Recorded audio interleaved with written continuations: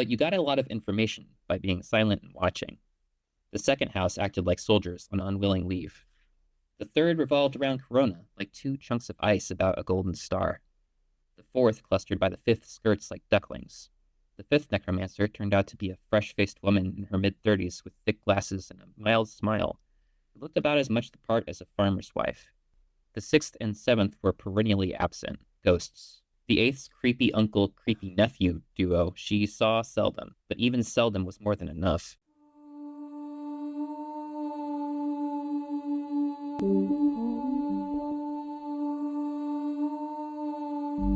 You're listening to Nunpod with Left Grief, Episode 12, Ambiance.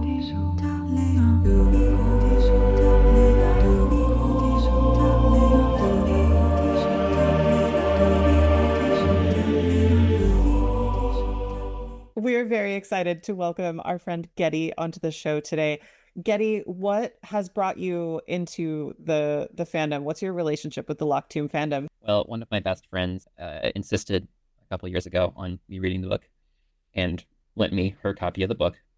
And then I did not read the book and I returned it to her. And she insisted that I take it back. And then I sat on it for another little while and read the first couple pages a couple times. And I was like, I don't know, it's just not clicking. She's like, look, you're going to have this book as long as it takes for you to read it. So eventually, in one long winter, I did wind up reading the book. And then I was like, yes, this is everything actually now. And my favorite characters are the sixth. So diving into this wonderful chapter, we have a sixth house skull at the top. This is our first time with the sixth house skull. It has been a week. We've been at Canaan House, and Gideon is continuing to be lonely and grumpy. And surprisingly very quiet still.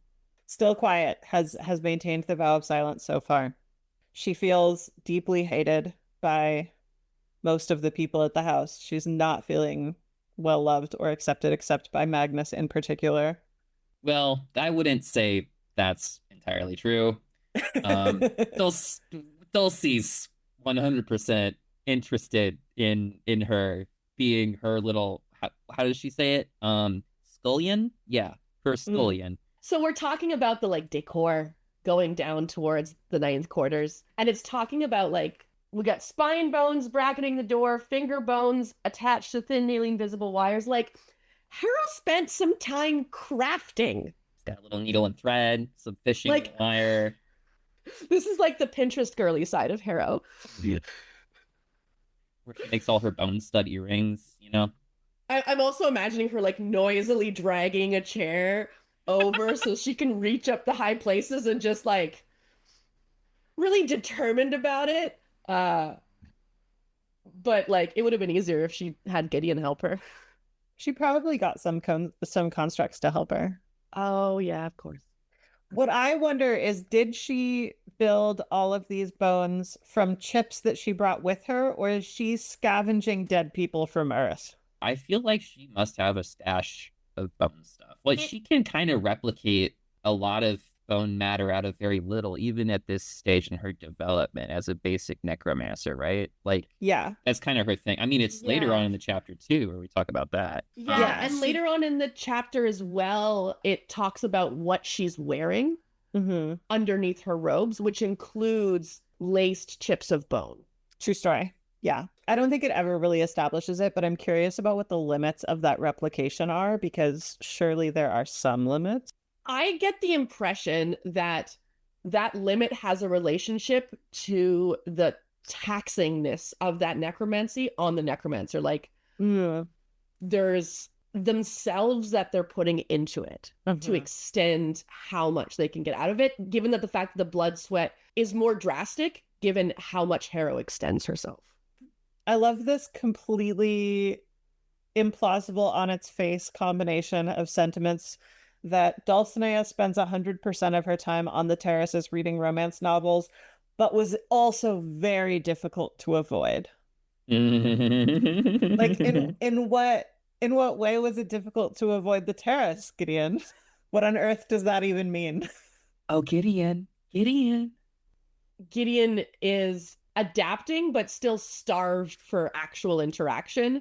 There's still this particularly vulnerable part of Gideon that Dulcinea is like, ooh, can Very gay. agree with that. Yeah, but Gideon is starting to adapt here. Like now that she realizes there's like space to train, she's kind of calibrated to the space. Like she's back in her routine. She's back thinking a bit more clearly like herself. She's less being primed by that restless, anxious energy of kind of being stuck and not moving. And we can see that, you know, she starts to kind of think in a bigger picture, like what are other people doing? What does this space look like? Her vision of what's going on is starting to expand. She's gone back to fantasizing about the cohort. Yeah, so she's training heavily and she's imagining this cohort fantasy. God, the line, she had fed her entire life into the meat grinder of hope absolutely destroys me. This is the first like taste we get of what the Empire is doing. And from this alone, like this paragraph, this set me off. I was like, okay, hold on. Okay, already we knew that there was like a force that Gideon wanted to join to get off of the Ninth. But this is like, there are other worlds out there that they're invading. They're using necromantic energy to do it. They seem to have some sort of thing going on with the necromancers and the frontline fighters that she's like super into. And there's extensive propaganda around it, sexy propaganda. I just have underlined this huge section that's like, in her comic books, necromancers kissed the gloved palms of their frontliner comrades in blessed thanks for all that they did. In the comic books, none of these adepts had heart disease, and a lot of them had necromantically uncharacteristic cleavage. There's this biological fantasy about necromancy as healthy and voluptuous and sexy, and the relationship between violence and power being this like beautiful romantic relationship. This is also really the first sign that Gideon is romantically interested in Harrow, because she's giving us this paragraph about the sexy necromancers kissing the cavalier's hand, and then she's like, I want Harrow to look at me and think I'm good. And it's like, oh, you're into her. You had only said that you hated her so far. This is news. Just the tiniest bit of Harrow recognizing what she is proud of in herself is like pumping her up. That paragraph about the photochemical lamps and the recyc water is also core evidence that Gideon's narrative is lying to us, because up till this point, she has told us multiple times Gideon never ran unless she had to. And then she's like, except every day before bed. Well, I mean, is a jog the same thing as a run to a jock? Is that like an important difference to a jock? I'm not a jock. I don't know. I don't know either. Jock, weigh in. Run means there's some kind of like urgency in point B. Jog is kind of like you're moving your body for a time. Like the what I get out of comparing those two is that Gideon refuses to be compelled to urgency. This is on her own time, on her own pace. I buy that. I take that defense. I mean, there's plenty of evidence that Gideon is so full of shit throughout the rest of this. And this chapter alone is like, oh yeah, I hate this motherfucker. I want her dead. I want her out of my life. My life will be infinitely better once she is out. I am going to throw myself at every obstacle to make sure that I get back to her. Notice me. Yeah. Notice me. I love the idea that Gideon is like, fuck this. Fuck Harrow. I don't care what happened to her. Her body's probably completely in pieces. I wash my hands of the whole situation. And then she has lunch and goes back to looking for her. And she gives up and resumes the search is what she does. I love Gideon gave up and resumed the search. She gave up on washing her hands because she had a sandwich and felt a little bit better. Me too. Man, that's relatable. She notices that Harrow is gone because of a lack of change at the microscopic level, which is telling us even though she's not actually interacting with Harrow, she's closely attending to what Harrow is doing. She's noticing that the bedclothes move and then that they don't move. She notices the clothes in the dirty clothes hamper. She's keeping tabs on Harrow, even though Harrow is literally gone. there's probably a part of Gideon's mind where she has a task now. And so knowing what the fuck Harrow is doing is like, but also like they've lived in proximity to each other for years, and there's a kind of intimacy that forms out of that. You know, some parts of people's intimate rhythm, like knowing about, we were theorizing where Harrow might sleep in general back on the ninth, like literally at her desk. So in this moment, Gideon gives us this lovely logical breakdown of how she's interpreting Harrow being missing. She gives this literally numbered list with sub numbers. Harrow had been prevented from coming home for reasons, e.g., that she was dead, she was too impaired, or she was busy. 2, Harrow had chosen to live elsewhere, leaving Gideon free to put her shoes on Harrow's bed and indiscriminately riffle through all her things. Or 3, Harrow had run away. And the next several paragraphs are her unpacking and weighing each of these options. I love that the worst thing she can imagine doing to Harrow's stuff is buttoning it all up by one button off. That passage is actually why my Harrow blouse has buttons. Oh, that's delightful. This also, this passage gives us a really lovely projection. Did you just find it? Oh my God, I didn't notice that when I was rereading.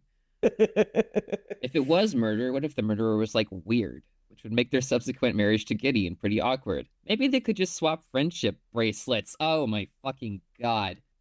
Oh boy. Then what the fuck? Yeah.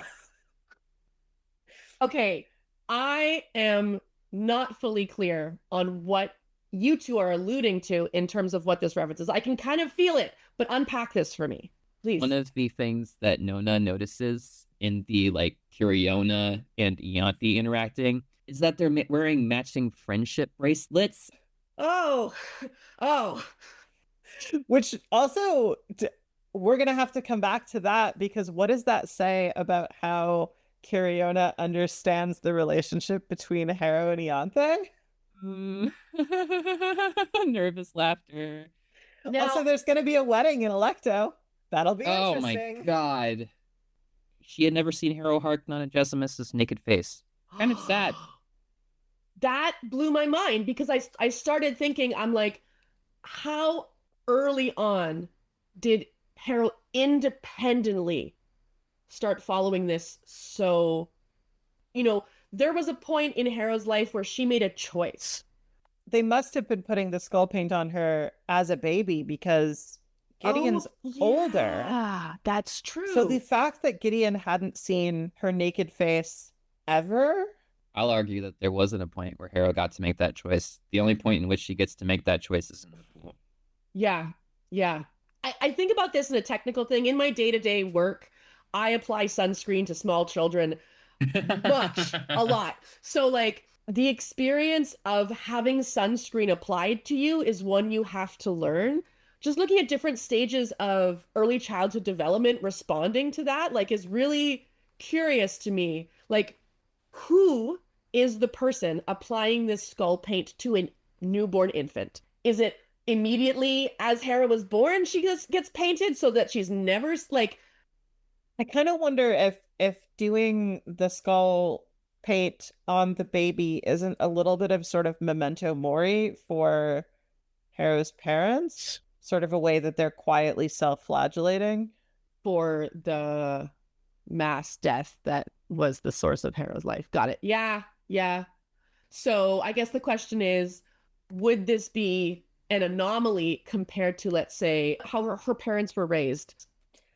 I would guess, just on a practical level, trying to maintain face paint on a baby doesn't sound like a thing that a community would do as a standard way of handling a baby. Yeah. Like, babies are already so much work, and they already throw up all the time, and they're so sticky. I mean, I don't know what that ratio of caregivers to crush babies was, but even if it was 3-1, I personally would not want to try to have one 3-year-old keep face paint on all the time. That already sounds like way too much work. But if I had a 3-1 ratio, which is a great ratio generally, adding face paint makes that math stop working. Interestingly enough, if you think about the timing, so these 200 children that died, it said that they were all in a creche together. So like a collective child rearing space. And I would assume there were individuals who specifically were skilled in maintaining and facilitating and teaching and caring in that space, who would then have nothing to do once all those children were dead. So there's the possibility of a dynamic shifting where now there are no children and a bunch of carers. Think of like other situations in which face painting is part of kind of an intensive socialization process, and like what age does that start? Usually, from my understanding, usually it's a coming of age thing. Like you don't have it until you have reached this, like an adolescence where you are becoming like a recognized member of the community with responsibility. But we know that it happened before that on the ninth, because Gideon talks about getting to stop painting her face. Was it like age 10, age 12 or something? So she was clearly doing it prior to like, coming of age, but we don't know when it started. Yeah. I think that this statue is John. Mm-hmm. Oh. And I think defaced it. I had originally thought that this was a statue of Cytherea for some reason, which it's not like there's statues of all the other lictors, so I don't know why that would make sense. But the fact that the arms had been lopped off made me then be like, wait, what? And I looked up like famous statues with the head and arm. Like, is this just a famous piece of art that John has stolen? And I don't think so, because like the ones that came up had other really notable features, like Winged Victory has the head and arms lopped off. But really, you would mention the wings. Was left only a torso with beseeching stumps. The beseeching stumps were also a really interesting detail. There was like a Venus statue that has no head and no arms, but the stumps did not seem to be beseeching in any notable way. There's Venus a lot of de beseeching. Milo. Yeah. She really only has one stump and then a shoulder. And there's this awareness that Gideon has that this is a lobby. This is a central space.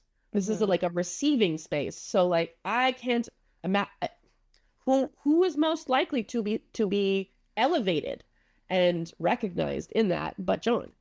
Yeah, I think that makes a lot of sense.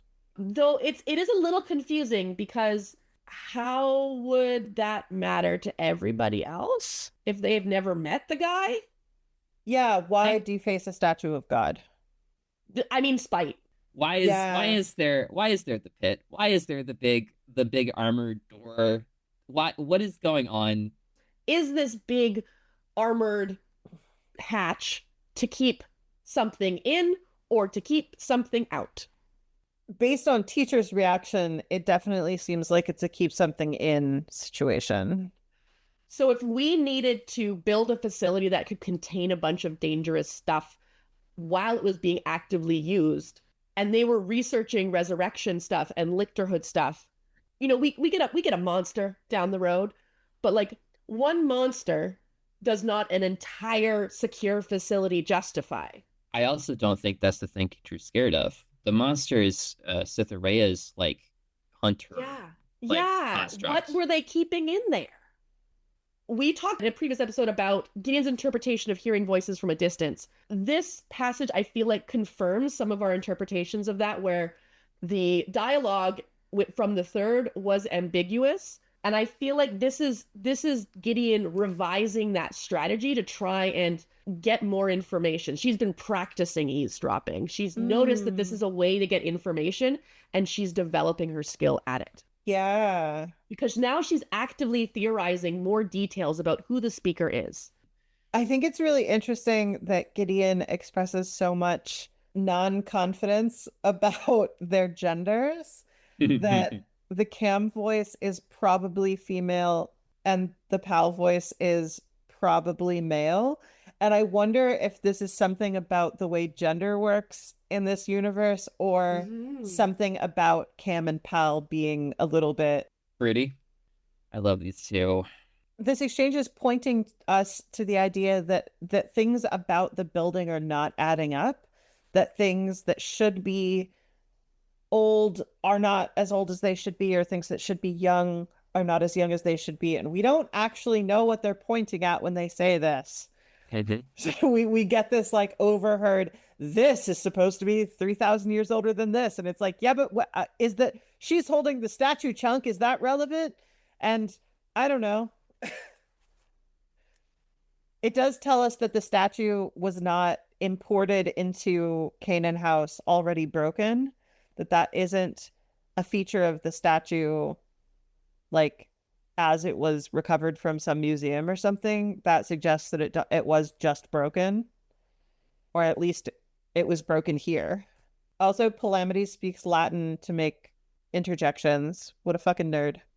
What does fiat lux mean? It means let there be light. Fucking dork.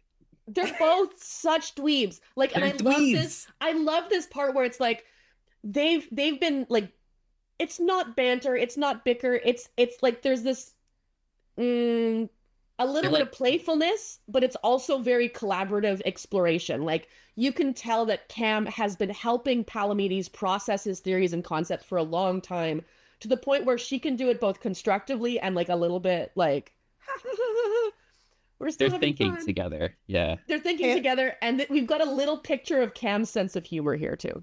Yeah. I want to throw this out. Campbell is Griddlehark good ending. Oh, Yeah. soft. Every time I see their interactions now, I look at this like deep level of trust and commitment that they have towards each other, and seeing it at this deeper level of like their understanding of each other is beyond what anyone else can really conceive. Like they're so already this indivisible unit just mentally. You know, Cam knows all sorts of details about Palamedes' history as developing as a necromancer. And he knows her as well. When there's this moment, stop that, I need you listening, not racking your brain for rare negatives. He's like, hey, I get that you're playing a game, and I need you to stop doing that. So like he gets her, and he can see inside her head. He knows why she's doing what she's doing. And he doesn't manipulate her. He just tells her what he needs in a way that Harrowhark Nonagesimus could never. Harrowhark Nonagesimus could never. I really enjoy Cam's statement of swords don't lie, and Pal's response of, but they don't tell the truth either. And so my brain is like, swords don't lie. I understand Cam's thing as a sword fighter. I get it, but I actually don't. I don't as much understand Pal's response. Well, I mean, they don't tell you anything. They just cut. Swords just cut. They do the violence thing. I think the thing that tells us is that Pal can't read a sword. I think this is confusing to Claire and I, because they do. They do, but he doesn't understand the language. We know that he is ignorant about sword fighting and about learning sword fighting. That's indicated to us later. In the way that Gideon is really attentive and understands necromancy, the same thing happening for Pal with respect to sword fighting. He knows enough about social strategy to make good decisions about how to use Camilla. But in terms of an actual sword fight, I don't think he can read a fight. Pal cannot read a sword fight, but Pal is a strategist. Because later down the road, he understands the element of a critical fight enough that he can get an almost unbelievably hard to get advantage on Cytherea. I'm now distracted by reading a description of these two. Cam was restless as a bird, stepping from one foot to the other, quirking her elbows, rocking from the balls of her feet to the heel. The fidgetiness of Cam and the stillness of Pal is part of how Nona recognizes them when they are both living in Cam. And then they immediately notice her. Like, she takes one step too far, and they both go, oh, threat. Oh boy, do I love what happens next. Yeah. This is a good fight. Oh boy. My favorite fight in the book is these two going at each other. Gideon is thrilled. Yes. Thrilled. And there is, I understand this when you don't know who you're gonna fight, and suddenly you're like, oh shit, I really don't know who I'm fighting. And suddenly you are drawing on yourself in this spontaneous, creative, dance that's like so adrenalized, and this is probably the most satisfying thing that's happened to Gideon since she got here. I loved the use of italics in the print edition to express like disbelief. What the fuck? Yeah, Her opponent dropped as though shot, crouch, kicked her dagger up into her hand, and did a handspring backward down this. Like the italics are glorious. so I'm getting very River Tam kind of movement Yeah, visually from I this. imagine her extremely fluid. She's obviously very acrobatic, and she's just going. Pal did not tell her to go. She made a judgment and swept into action. She's operating autonomously again in a way that Harrowhark Nonagesimus could never. I think it's cool the way they describe how Gideon like comes into engaging this, like slips her hand into the knuckle knives. Like it kind of tells you a little bit about how she's set up her equipment Mm-hmm. in a way that's really interesting to me as a cosplayer and as a fighter. To draw a rapier and to put on your knuckle knives at the same time, if you're a right-handed fighter, both of those are on your left side. Mm-hmm. It can't be a big thing, or else it would make drawing the rapier a lot more likely to get all bungled up together. Gideon leans on her physical strength a lot in this fight. She's described as like catching and throwing Ham's hand into the wall, breaking panels, Mm-hmm. the detailing, descending like an avenging necro saint, like Hot. hot. So hot. The, And I'm just like seeing like, their blades like engaging and pushing and like beads of sweat coming down. Like they're focused on interacting with each other through the weapons. They're not like reading each other's faces at all. They don't care about what's going on in their face. Oh, when she hits and she presses and she's pushing down and trying to regain her balance and push and like turn the fight. This is where Gideon like actually makes the big contact. Cav and Gray's eyes were only mildly surprised. And then and then Cal intervenes. Cam's chilling. yeah. She's like, ooh, interesting. So it's at that final pause that their awareness starts to recognize a person, not just a fight. I think it's really, really fascinating that the thing that Pal says to Cam to sort of explain the ceasefire is it's the other one. Like he is imagining that Camilla thought this was Harrow and went to fucking kill her. Yeah. So like what has Harrow been doing? But like why is Cam on site with Harrow at this moment? There's so many moments in this where we look at these characters and we're like, what if things were nice for you and you could just hang out? They need to be besties. It's unfair Yes. and unfortunate that they're never besties. What the fuck? I love that so many people respond to them like in a make them kiss way, and we're I like, do that. make them go bowling. Yeah, I want Gideon and Kim to go bowling and Harrow and Pal to be sitting back there commenting on their bowling. Like at double date. I don't know. It's I also can see like Cam and Gideon like working out together and kind of venting about the quirks of their necros. Yeah. Yeah. And, weird polyamory situations. Okay. I just had a moment here that I'm hoping I'm right about, but I want to share. So, Yeah. have you ever seen the original Ghost in the Shell? No. Yes. So, yanked so hard on the top of the hatch that damn near broke her wrists. Do you remember Motoko like pulling open something and basically destroying Like the her body? tank? Yeah, I think it was a tank. I think she was trying to access the driver of a Yeah, tank. it like rips up. Oh, Jesus. Yeah. And that's what I'm getting from here, which is sick. This reminds me of congenital insensitivity to pain, where some people, it's a very rare condition, some people can't perceive pain, and it's from birth. And so people who have never in their life been able to perceive pain have a really hard time learning to inhibit their behaviors in ways that protect them from harm. And I'm thinking about the ways in which Gideon has learned that damage to her body doesn't mean that much. And I'm thinking that in a really similar way to someone with CIP, she might just be pulling harder than other people. Like she might be putting her body through this damage because she just like doesn't care. She can feel it. It just doesn't matter to her. Cavaliers. So Palamedes takes the time to explain what he thinks has happened down there to Gideon.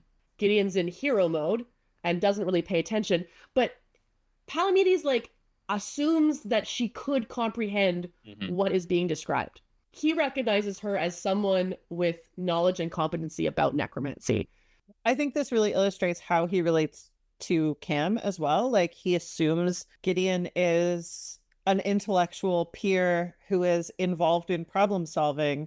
And he's very much like, I don't know why you haven't solved this problem already, but like, okay, like willing to help now that you're ready to fucking take this seriously. He calls her a simpleton and then goes through this description. I honestly read this as him kind of being generous and kind with somebody that he doesn't understand yet. In fairness, she is trying to solve a locked door problem by pulling more harder. Hey, and true.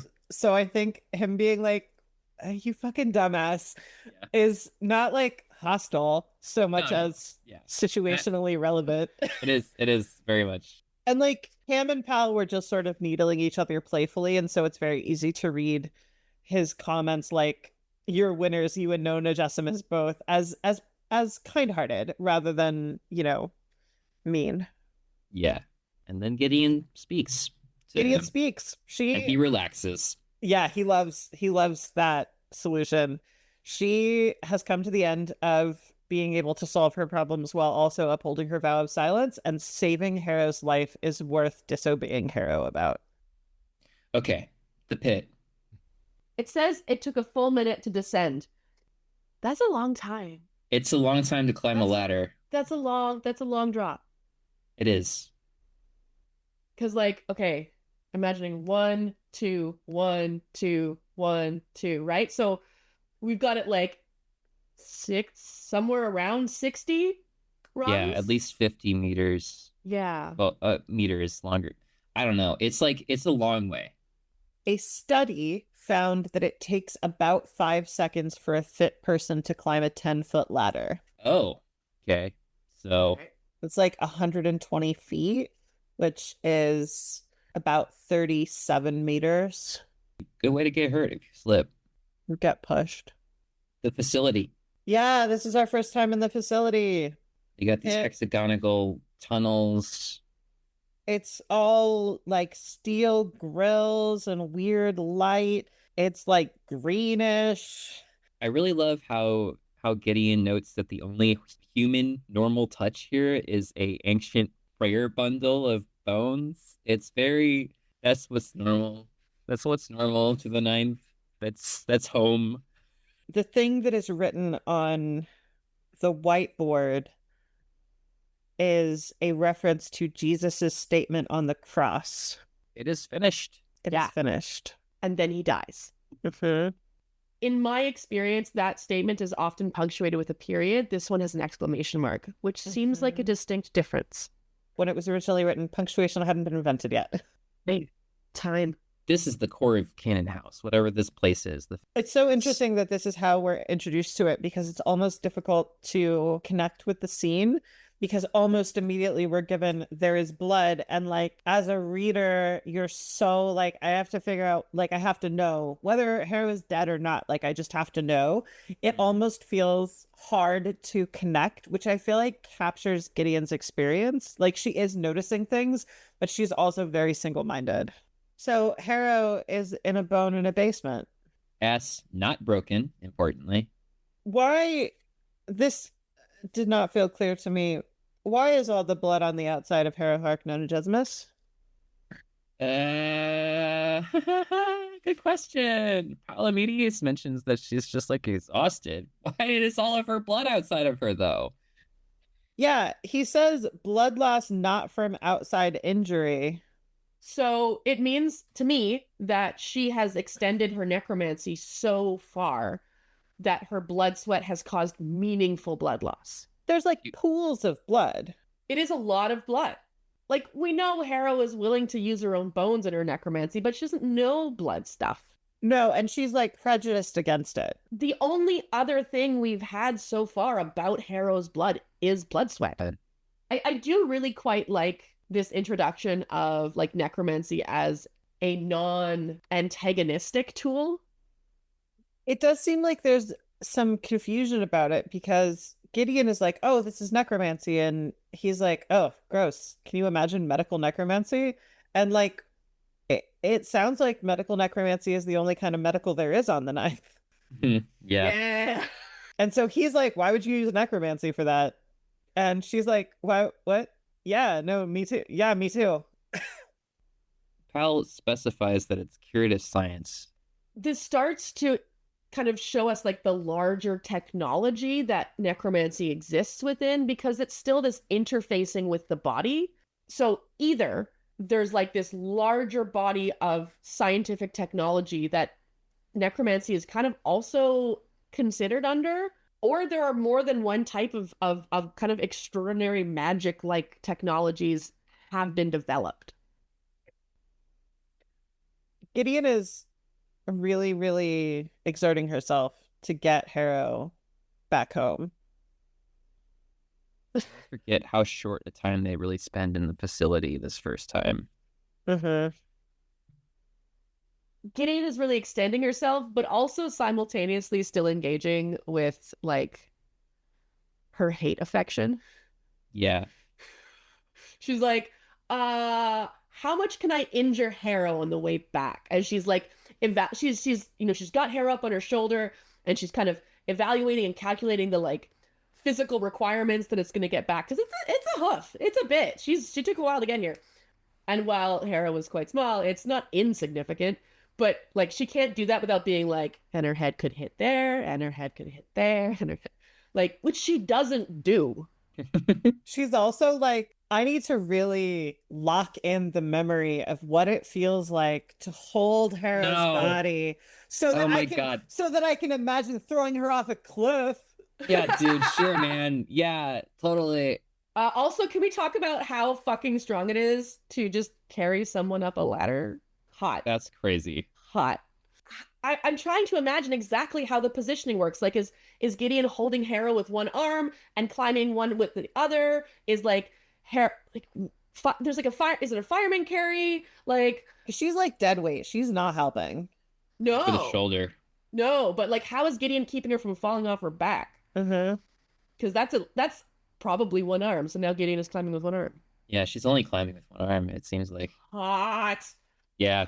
She's so fucking strong. She talks about the hundreds and hundreds of sit-ups she does every day as part of her regular routine. This girl honestly is jacked. Totally fitspo. Like, I read these scenes of Gideon training and I'm like, I gotta get back to the gym. I have read a critique of this book that's like, oh, she wouldn't have enough protein to build all that muscle. I'm like, I don't give a shit. This girl is jacked, and that's the universal truth of this fucking Gideon, is that she's built as fuck. Also, the fantastic amount of granularity that the fandom loves getting into, where it's like, not enough protein. Yeah. There wouldn't be enough on the Ninth. They're only eating turnips and bone meal or whatever. Nah, they have slurry. Yeah, slurry, baby. Goo. It's all good from building. They got porridge bags. Got a porridge bag it. Porridge in a sandwich bag. There's nothing else to do on the Ninth besides eat porridge and get jacked.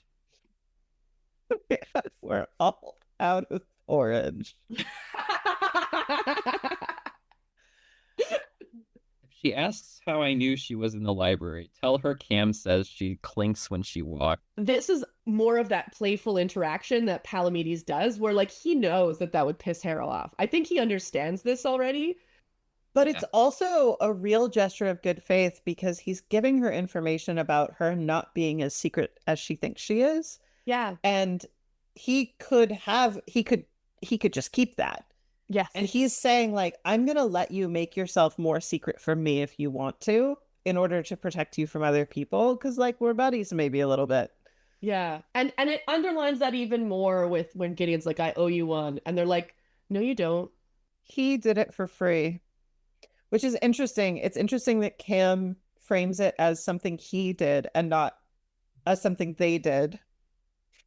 I feel like it's so Pal wants to develop this relationship with Harrow, right? Mhm. Like he's interested in her on several levels, like the mystery angle and all that stuff. But like even starting here, he's like, I want this to be a like equal relationship. I don't want to have something over Harrow to start this relationship out of her like paying attention or actually interacting with me. This is neutral. Like, but I will rub it in. I will rub it in just a little bit because I am the greatest necromancer of my generation. Are you kidding me? Yeah. That honestly is one of my favorite exchanges in this book. It's just it endears me to those characters to and that relationship between Palamedes and Harrow immediately so much. Yeah. There is immediately this kind of play competition almost that starts to develop, but also this respect. Like all of this happens in the same conversation. Mm-hmm. So much of the relationship is established obviously in this scene, and Harrow is a participant. In this scene, we see Cam respond in two very different ways to Harrow. Where at the beginning, it seems like what's happening is she sees Harrow and immediately tries to fight her. But by the end of the scene, it's very clear that she and Pal have had a conversation, or at the end of the chapter, rather. It's very clear that she and Pal have had a conversation about how they want to be relating to the Ninth. And so she is willing to fight the Ninth, but that's actually not what she prefers. And she knows that that's not what he wants. There's the bit here where Palamedes says that he doesn't know what's down here. What's the Mm-hmm. dangerous thing about that?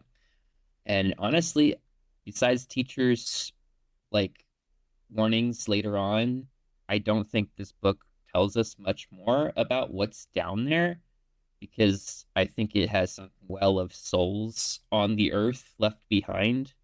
Oh, that's That's a long run theory that I've got about Nona interesting. and like the grief well and all the stuff about the river. Ultimately though, I don't know where Electo the Ninth is going to take us, but like I think we're coming back to Earth and the themes of the river. I certainly hope so. Yeah, I certainly hope so. I think it's Um, inevitable. I really really want more of how did things end up. Yeah, this building and its purpose and like how it's evolved over time tells its own story that I really would like to know. At the end of Nona, they're crossing the sea toward a tower that's coming out of the sea, and I assume that that's Canaan House. Mm-hmm. Oh, Mm-hmm. The discrepancy of the dates especially makes it like really unclear yeah. how John constructed this place or what is and isn't artifice as a part of this whole construction. But I don't know. Lied to on a molecular level. It feels like the experience of reading over Harrow the Ninth. The disorientation of like this reality is not internally consistent. Gideon and her passed out necromancer part from the sixth at the top of the facility, and she is looking forward to the long walk back to the ninth quarters, bumping Harrow's head all the way. What an excellent long reaching chapter. Like just the sixth alone, this extensive like introduction to them. They're so distinctive together. I really love them. Yeah, and another chapter where we learn about people through how they fight. Mhm. Yes, good.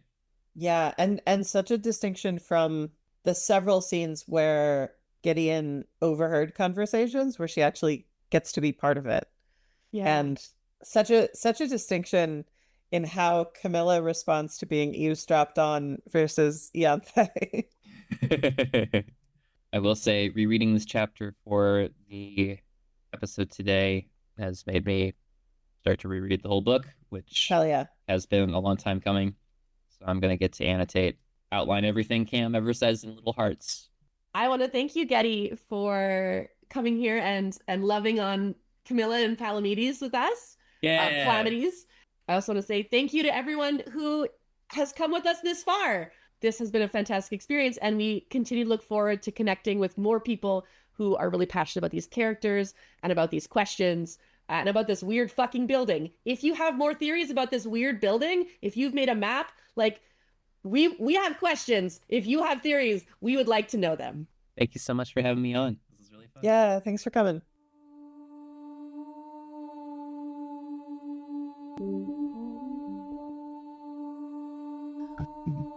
Nunpod with Left Grief is created by Claire Beans and Han Koehle and edited by Han Koehle.